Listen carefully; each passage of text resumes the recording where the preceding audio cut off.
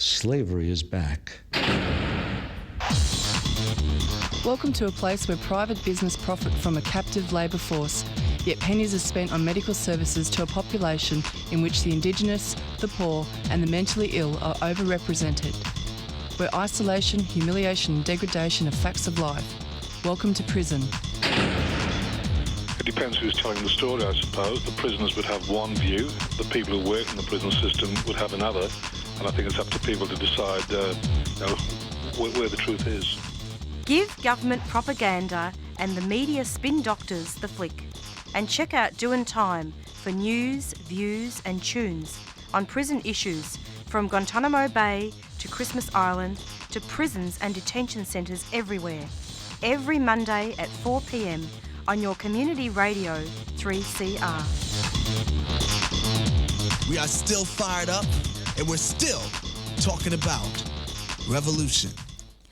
Hello and welcome to the Doin Time show. This is 3CR Community Radio, 855 AM on the dial, streaming live on www.3cr.org.au. And a warning that this episode of Doin Time contains sensitive material, audio descriptions of Aboriginal and Torres Strait Islander people who have died, graphic discussion of deaths in custody, and also the name of a First Nations warrior who has passed. This special Doin Time program is a dedication and tribute to the much-loved and honourable Uncle Ray Jackson, born the 27th of March 1941 and passed away on April the 23rd, 2015. And I know it's a couple of days before the anniversary, but I felt that it was fitting and respectful to do the show a couple of days before rather than after. Ray was a Wiradjuri warrior who dedicated his life to fighting for justice and human rights for Aboriginal people and much more. A former trade unionist, Ray became the founding secretary of the Aboriginal Deaths in Custody Watch Committee in 1987. Right until the day he died, Ray Jackson was fighting to stop Aboriginal deaths in custody, and this lifelong work is being recognised, for instance, by Macquarie University in the lead up to the 25th anniversary of the Royal Commission into Deaths in Custody report. So we've got a couple of tributes coming up on the show today, and I wanted to just let you know that they will speak to the work that Ray has done, but also his loved ones, and they're all loved ones, will speak about him personally throughout the show. Our first tribute to Ray is Joseph Pugliese, long-time activist and much-loved guest on Doin Time and close friend and collaborator of Uncle Ray Jackson.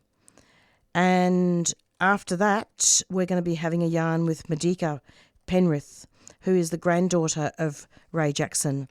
Caroline usually comes on every year, but she was unable to come on today as she is experiencing some very, very heavy personal commitments. But she has organised Madika to come on, and so we send much love to Caroline as well. So we will now cross over to Joseph. Hello, Joseph. Welcome. Hi, Marissa. Welcome. Thank you for your warm welcome, and wonderful to be here to speak about the great Uncle Ray Jackson. It's that time of year again, isn't it, Joseph?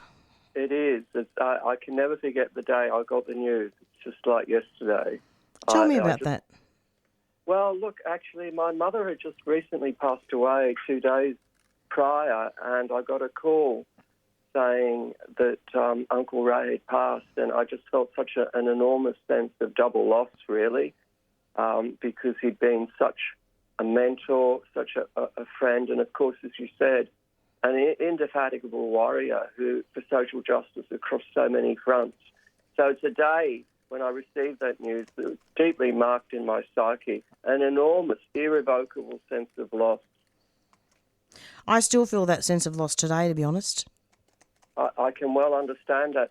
And I can understand anyone who knew Uncle Ray or worked with him or looked from a distance at the extraordinary achievements would feel his loss more than ever in a global climate fraught with war, racist hate, the acceleration of imprisonment of people of colour and black people, Indigenous people.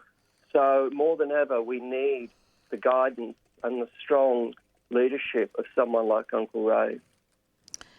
Yeah, it's let's talk about the work that he did with deaths in custody, and I believe that Ray became the founding secretary of the Aboriginal Deaths in Custody Watch Committee in 1987, and then when that funding disbanded that committee, he founded ISJA Sydney and was the president for quite a long time, wasn't he, up until the day he died? Absolutely. Because of his years of tireless work with Indigenous inmates in the Settler State prison industrial complex, he had in-depth knowledge of what was required to assist both the inmates and the families, but he also dealt with the families who had lost loved ones due to racist police violence. And so he was really well positioned to become the one of the key formative people in establishing the Royal Commission into Aboriginal Deaths in Custody in the first instance, which, as you know, was announced on the 10th of August 1987 by Prime Minister Bob Hawke. And as we know, it did issue 339 recommendations on how to stop those accelerating Indigenous deaths in custody. But as we also know in the current circumstance, hardly any of those recommendations have been implemented, and Indigenous deaths in custody continue to accelerate. And Uncle Ray would actually call what was happening in the prison industrial complex of the settler state a form of ongoing genocide of Indigenous people, because he would say at the fora, at the public meetings that he would hold, that what the state is doing in this accelerating imprisonment of Indigenous people and also in their killing by police and prison guards is continuing the breaking up of families, the rupturing of cultural transmission, and the expropriation of Indigenous land. So he saw it as part of a whole constellation of settler powers that were continuing to disadvantage and, in a sense, annihilate, as he called it, by terming it genocide, Indigenous people from their own lands. So he had a very clear political vision as to how the prison industrial complex of the settler state was working. And as you mentioned, he was also formative in establishing the Aboriginal Deaths in Custody Watch Committee in 1987. However, he became really disillusioned with the way it lost its objectives and really wasn't fulfilling the aims of that Watch Committee in implementing a whole series of structural institutional changes to stop the deaths in custody, to stop the increasing incarceration of Indigenous people. And that's when he formed, with Don Clark, another wonderful Indigenous leader, the Indigenous Social Justice Association, and became president. Don Clark became the treasurer. And what can I say? It's one of the most important organisations ever formed in this country, because the work it did was phenomenal, all led by Uncle Ray. And I can talk more about that if you want. Absolutely. Yeah, well, look, what Uncle Ray did was, this is what was extraordinary about his work. He had no state, no local, no federal government funding. It was completely volunteer run. And he conducted all of the operations of ISJA from a one-bedroom unit in an apartment block in Waterloo. And if you walked into that unit, it was like walking into an archive.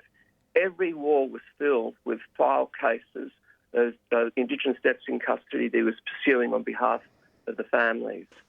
And basically, he had his fingers on every single case, and he had an extraordinary memory, a phenomenal memory, where he could bring up all the case details as though he were a trained professional lawyer. And you know, Uncle Ray, unfortunately, never had the opportunity to train in law, but I can tell you he was an incredible forensic mind and a legal arguer who would trump most lawyers in my eyes. And so he would often be the representative of choice of families who had lost loved ones to police or state violence. He would represent them, and he would speak on behalf of them in terms of what their wishes were in gaining justice for their loved ones. And he would do this in criminal justice settings. He would do it at public fora. He would do it in the media. And he was a really prolific letter writer who never stopped writing to our key politicians demanding justice for people who had lost loved ones in custody. And also, more importantly, because Uncle Ray had a very all-encompassing vision of justice for Indigenous people, he would argue for autonomy, self-determination and what he called Indigenous sovereignty. And he saw all of that as a package, basically, and he would argue that there would be no stopping Indigenous deaths in custody unless Indigenous people had sovereignty and autonomy and self-determination over their own affairs. Exactly. So he was a voice for the families, wasn't he? And in fact, isn't it true, Joseph, that I believe that Eddie Murray, whose 1981 death in police custody at Wee-Waa Police Station, was a key motivator for a Royal Commission? He was, yes. And John Pat too. John Pat. And then, of course, because the evidence go on. came out, John Pat had Absolutely. supposedly hung himself, but the evidence was saying that there were all sorts of really compromising situations that it was clearly he had been killed by the police in the police station, and that's what really caused an uproar that pushed Indigenous people to call for the Royal Commissions. That's right. And in fact, then we had TJ Hickey as well. Yeah. In 2004. And, Uncle Ray, as you know, had a particular place in his heart for TJ. He worked with TJ's mother in trying to get justice for TJ. And for people who are not familiar with TJ's story, TJ was a 17-year-old Aboriginal youth who died in a police pursuit around Redfern. He was riding a bike. There were no suspicious circumstances, but as we know, at the time, Redfern was hyper-surveilled by the police, and they would often collar youths and throw them into custody, racialised double standards and abuse of police discretionary powers, which were racist discretionary powers because they would let off white kids for similar offences if they had committed any, whereas they'd immediately convict and charge young Aboriginal kids. And so Aboriginal kids around the block were terrified. And one day TJ was caught in pursuit by the police, and to the horror of us all, his bike at one point jumped the curb and he landed on a fence and was impaled. A horrific death that's left a psychic wound in the family and in the larger community. And Uncle Ray basically comforted not only TJ's mother, but fought year in, year out, holding memorial marches, which were looked askance upon by the police, and they often tried to stop it, calling for a Royal Commission and justice for TJ.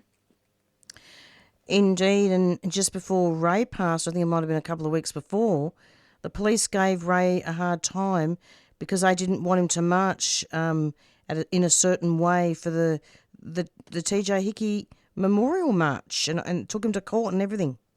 That's right, and he won, though. I mean, what was amazing about Uncle Ray was that he never backed off. That's right. And the police were often quite intimidated by him, because the other thing we've got to say about Uncle Ray was that he was such an eloquent speaker, and he could really put people in their place, not with, by being aggressive, but by being really persuasive and firm and authoritative, because he absolutely knew what he was talking about.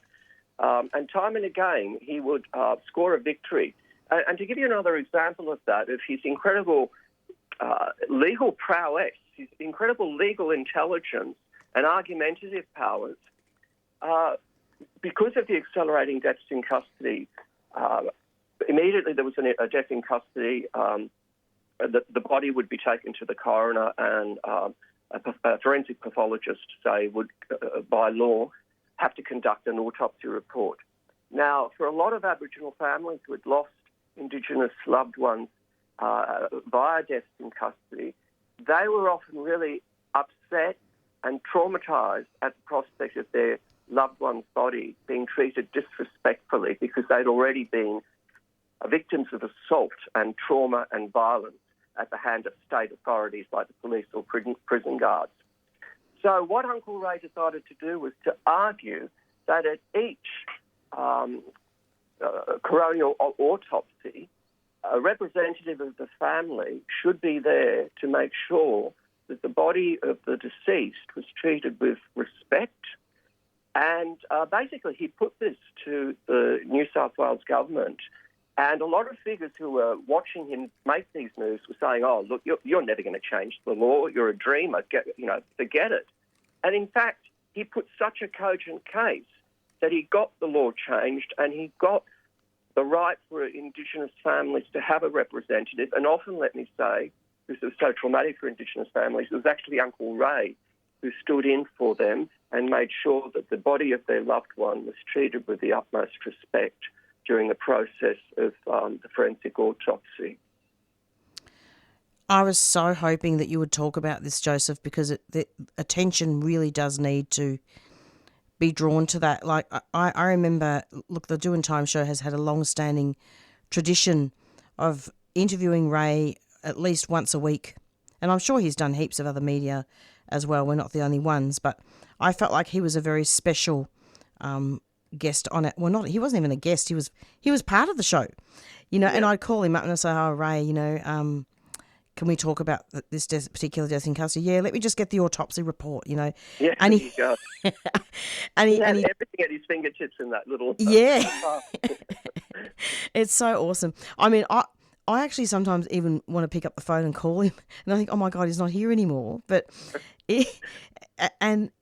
every year since he's passed, this show has always made room for a tribute. I had the honour of meeting Ray when I was doing some work with ISJA, Indigenous Social Justice Association, Melbourne, and we had gone to Sydney to cover the trial of the persecuted Hickey family. And I met him that day, and since that day we've just had such a wonderful connection. That's so lovely to hear. Look, I think that speaks to the warmth, the generosity and the humanity of the man. It's so rare to find a social justice warrior that's got a gentleness of heart and spirit and a genuine care for the charges that he took on, during his long career as president of ISJA. And I'll give you an example. For me, one of the most unforgettable moments, which evidences his deep humanity, was when he would hold these public hearings where the family of someone who'd, been killed in police custody would be given the public platform because the state and the media would not do that for them. They would listen to government officials or prison guards and police, but they would rarely ever give Indigenous people who had lost their loved one the right of reply, the right of return. And he would organise his public speaking forum at the settlement, for example, in Redfern, and invite the families to take the platform and to speak back to the violence of the state. And often the families would rant and rage and vent their sense of outrage at the loss of their loved one, or often they would just sit there quietly crying, and he would give them the space just to be seen and to be heard in their grief. So there was a sensitivity to him about giving a public platform to the very people that the state denied that platform for. Exactly. And, Anzac Day is coming up soon. And, we know, of course, Joseph, that Ray started off as a child stolen from his Wiradjuri mother. Yes. And what happened then? I think his non-Aboriginal father was killed in World War II. That's right. And what happened with the Australian government? The Kokoda Trail. And, he was removed from his mother, and he was never able to find her. He was never able to reconnect with the family. And I'm sure Madika can tell you more about that. Yep. Because it really is sorry business. And I have to say that the only time that I saw Uncle Ray lose his composure and become emotional in the face of all the traumatic cases that he was dealing with was when he would bring up his stolen generation background and the loss of his mother. And it was very moving to see and so understandable. But I think what was extraordinary about Uncle Ray was that he managed to use that deep sorrow, that deep trauma, and turn it into the pursuit of social justice for everyone else that had been wronged. Exactly. It's approximately 4:20 and you're listening to an interview with Joseph Pugliese. It's a tribute to Ray Jackson, Wiradjuri warrior who died actually his anniversary is in 2 days' time. But yeah, look, Joseph, I agree. I will speak to Madika a lot more about this because it is sorry business. But I did want to say to listeners that the Australian government didn't give Ray's mother a war widow's pension and removed her 4 children instead. Absolutely. Quite shocking. And it's wonderful to hear that Madika will be on your show because unfortunately, after I nominated Uncle Ray for the honorary doctorate at Macquarie University, he died a couple of months before it was awarded.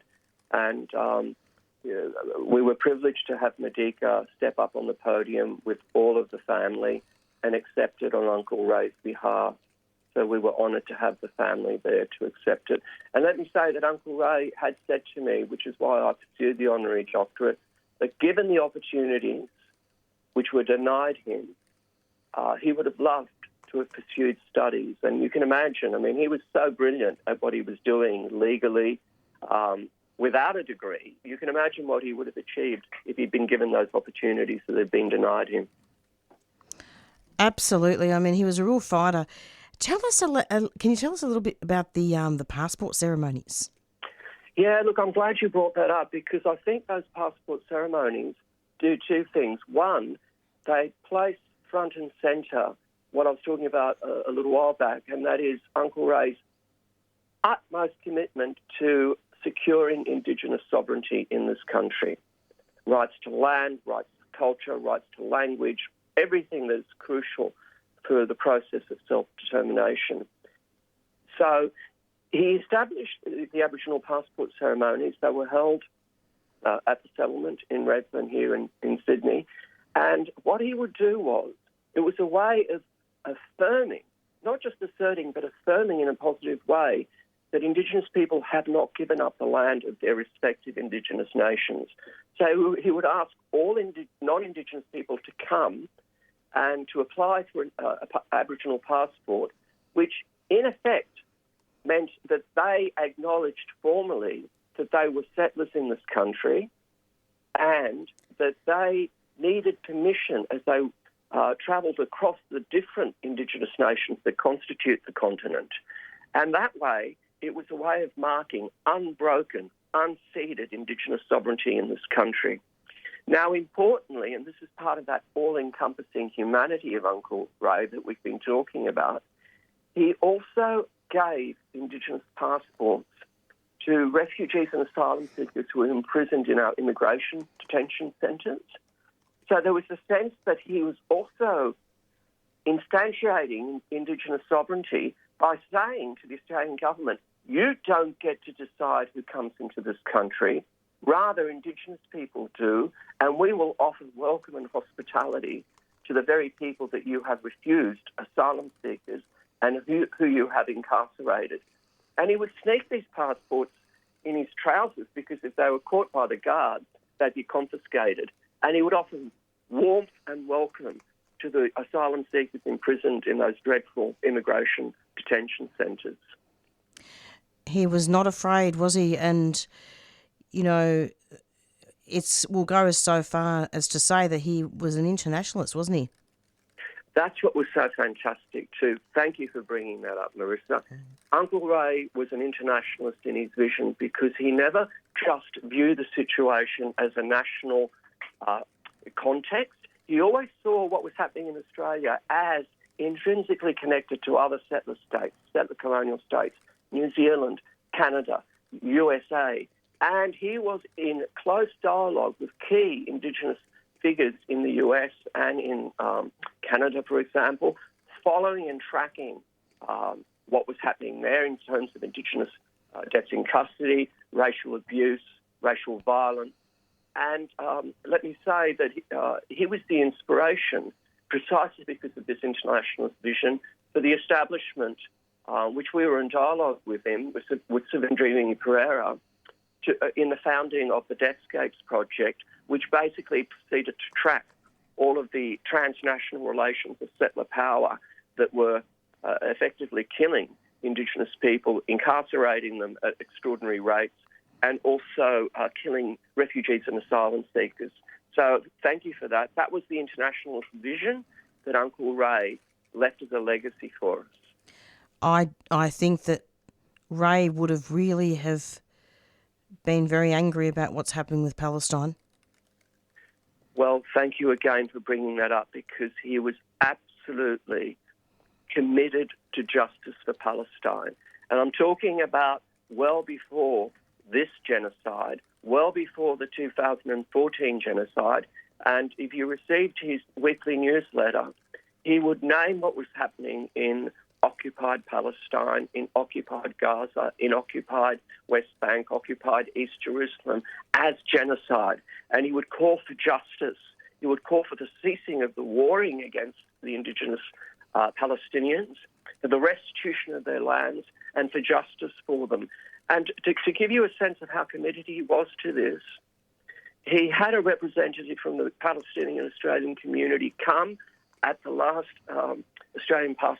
Indigenous Aboriginal passport ceremony at the settlement, and he gifted them a number of Aboriginal passports because they were going back to the refugee camps in Lebanon, where so many displaced Palestinians were living, and he asked them to give them those passports as a sign of solidarity and love from Indigenous people in this country who well understood what settler genocide meant. Black, white or brindle, he said. And I think that for me what really shone about Ray was his message of solidarity based on a shared struggle against divide and conquer profit system. And he wanted us all to unite. Absolutely. I couldn't sum it up more. I couldn't sum up his vision in better words, Marissa. You've absolutely nailed it. I don't know, Joseph. It just makes me really... You know, he always... Like, I know what he would say. He would say, you don't mourn, organise. And that's what he would want. I mean, he always used to say to me, just call me comrade. I don't need to be called uncle. He said to me... Look, I think Madika might tell you this story in relation to that, the way in which he saw everyone as an equal. At some point, he picked up a stray cat, and I think when he picked it up, someone said, "Oh, look, the cat's name's King," and he said, "There'll be no kings in my apartment. We're all comrades." And he called the cat Comrade. It's true. It's... A great sense of humour too. I love it. I mean, words can't describe it, and it actually makes me feel better. I mean, leading up to the show, I always feel really off, and I spent the whole morning cooking, and then I thought, you know what, I'm going to do this show. Well, look, it's so important that you're doing this show because you are keeping Uncle Ray's spirit and legacy alive. And as you just said too, the only way that we can continue to keep Uncle Ray's legacy alive is to continue to organise, to be activists for social justice, and not to sort of, roll over and just say this is all too hard. I mean, he was the last person to lapse into nihilism. He was always someone who was on the front foot, looking toward the future, looking toward achieving social justice change. And I think that's his real legacy once he's gone. We're beholden to continue our work from whatever location we occupy to achieve social justice, to speak out against state violence, racism, and all of the violence that ensues from the settler state in which we live. Exactly. Joseph, thank you so much for coming onto the program. Are there any concluding comments that you need to make before I prepare for Madika? Not really. I'm just so grateful, heartfelt gratitude for you continuing to commemorate the passing of this great man. But as you also said, and as I said a moment ago, I think the best way to honour the great Uncle Ray Jackson is to continue social justice activism. We have to, and in fact, one of the things in conclusion as well that I'd like to say is that, and I'm sure you know this already, Joseph, how I think the day before he passed, he was still sending emails to ISJA, Sydney, and he went and checked on the tent embassy as well. He did. That was the last thing he did. I think Madika will confirm that. And then he went back to his apartment, lay down and passed away. So he was doing all of the footwork of the social justice activist on the very day that he passed. Well, I really miss him. I really miss him, Joseph. Yeah, enormously. He's left a huge hole in our hearts. Thank you so much. Yeah, go on. Yeah, if I can say, just Tell me. Convey my love to Madika and Carolyn and the rest of the family, because I can imagine that these are really difficult days. Even as we celebrate his legacy, we also commemorate the loss in our hearts for Uncle Ray. Indeed, and in fact, Carolyn was meant to come onto the show, but she's having enormous personal commitments that are very heavy at the moment. I'm so sorry to hear that. So I want to, I'll send her the link for the podcast once it comes through, but let's give her a really big cheerio, Joseph. A big hug and much love and strength toward Carolyn from all of us. Yeah, there's just too much going on, so many deaths in custody, so much happening, isn't it? Absolutely. It's pretty overwhelming at the moment. It's coming on a global scale. Oh, yeah, and we won't mention the war for today. We'll be for another day. Yeah. Joseph, thank you so much. You're welcome. All the best, Marissa. Lovely speaking with you. You too. Stay in touch. Bye-bye. Bye-bye. And that was our first tribute to Ray Jackson, and we are speaking about his legacy and work. And I'll now go into a much-needed announcement, and hopefully we'll be speaking with Madika soon. You're listening to 3CR, an apartheid-free zone. 3CR's Committee of Management has passed a declaration formalising our commitment to a free Palestine. As an apartheid-free zone, we're committed to boycotting Israel's regime of oppression. We stand firmly against apartheid in Palestine and encourage other organisations to join us in this struggle. Visit our website to read the full declaration and learn more about our commitment to justice and liberation for Palestine and the apartheid-free zone movement.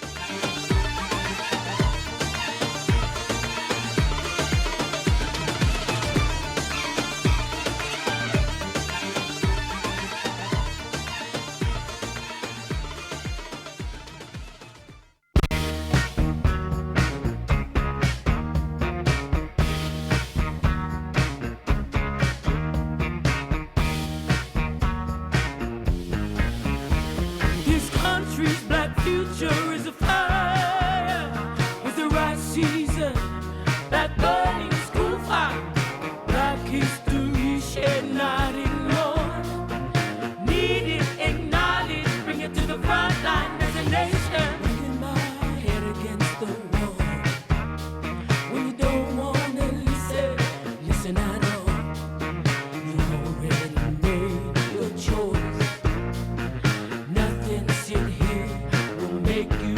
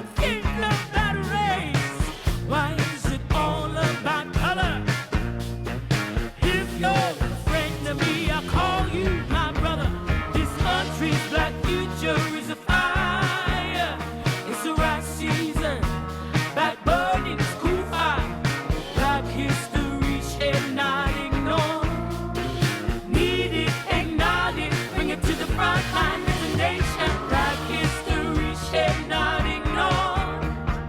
Black history should not ignore.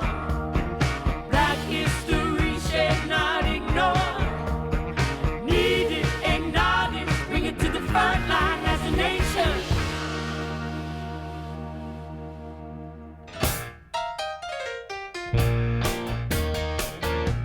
Friday, May 1st is May Day, International Workers' Day. Join 3CR all day in our 50th year of coverage in solidarity with the continued struggle for labour rights and fair working conditions for all our communities around the world. We got May Day specials from regular Friday shows and special presentations from 3CR's programmers from across the grid. For more info, head to www.3cr.org.au/Mayday 2026. Friday, May the 1st. Tune in all day right here on 3CR. Whatever happened to the 8-hour day? Oh, whatever happened to the 8-hour day? Can't be the family now.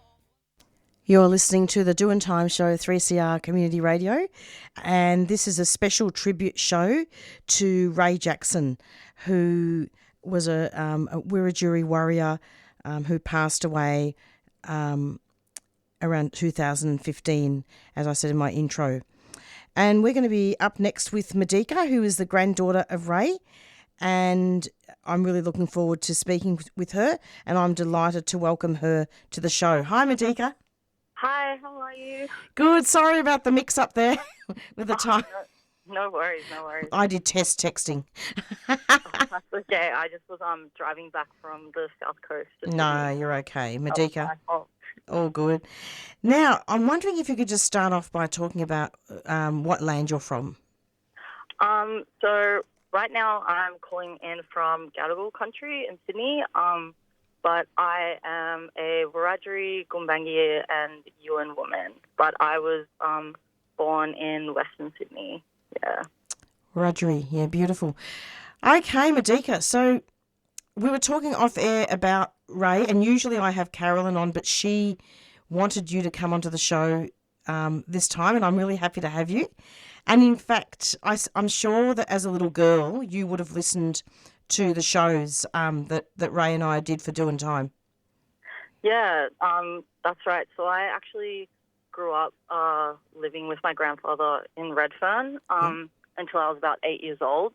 So I went around with him a lot to meetings, and I would listen to him when he was doing shows and travel with him. Like he pretty much took me everywhere. Like there was no babysitters or anything like that.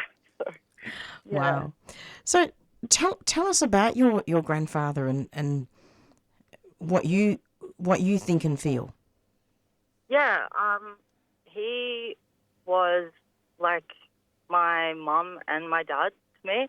I was kind of taken in by him. You know, my parents were struggling with addiction, and so he took me on when I was about 4 years old, full time.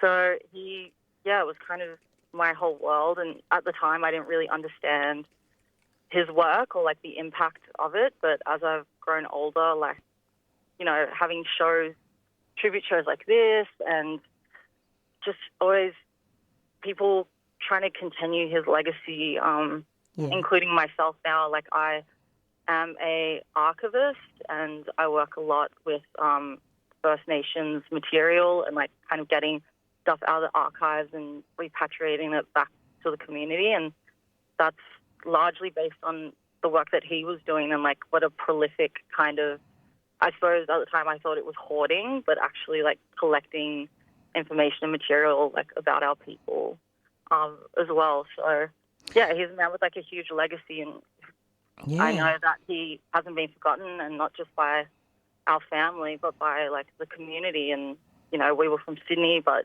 having this tribute show in Melbourne, like I feel like it just shows the impact of him as a person and the work that he did as well. Yeah, actually, I was talking to Joseph Pugliese, who was our first tribute.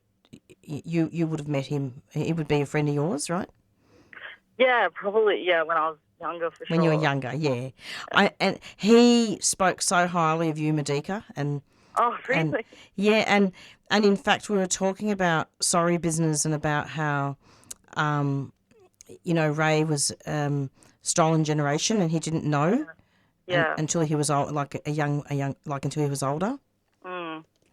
Yeah, it's definitely something that he found out later, but kind of in spite of that, he always instilled a real sense of pride in our identity and like his Wiradjuri culture. And I think it was a way for him, through the work that he did, was a way for him to kind of like connect to that missing link as well. So although he only found out later in life, like I've never had to question my identity or anything like that because it was always something he was really proud of. Oh, yeah, of course. And the archival material, I mean, speaking of archives, his flat was full of stuff, wasn't it? You know? I don't know if you ever visited the flat. So I haven't, that was the small housing apartment that we had on Pitt Street in Waterloo, so like a really large Aboriginal community there, and like a poor community with lots of union history and like immigrant history as well.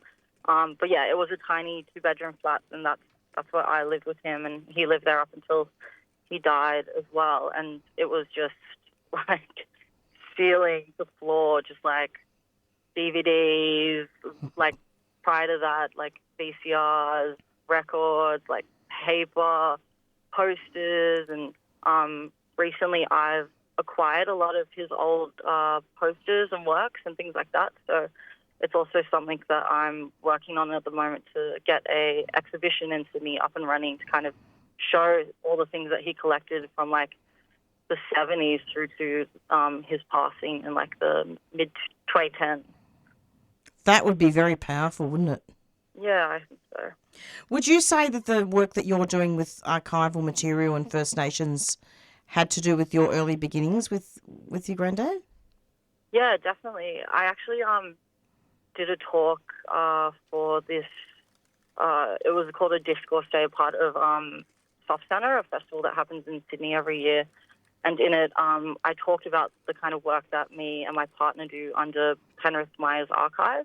Yeah. And I cited my grandfather and like living with him and how much stuff he held on to and kept that was sometimes misunderstood, like seen as clutter and things like that, but how much it has impacted me and like the power of archives and like holding on to that history, you know. So yeah, I would definitely say it was a massive influence. And like I said, now that I've received some of his archive, I'm trying to do everything I can to make sure that still gets seen by like newer generations as well. Can you imagine that exhibition, how informative that would be? Yeah, definitely. I think what's really great about it is it's so broad. Like, obviously, First Nations issues were his main priority and deaths in custody, but he also, cared a lot about world politics, and he was a union man to begin with, so there's all of those kinds of things as well that are reflective of the things that he really was passionate and cared about and were a part of his history as well. Yeah, his unionism started on the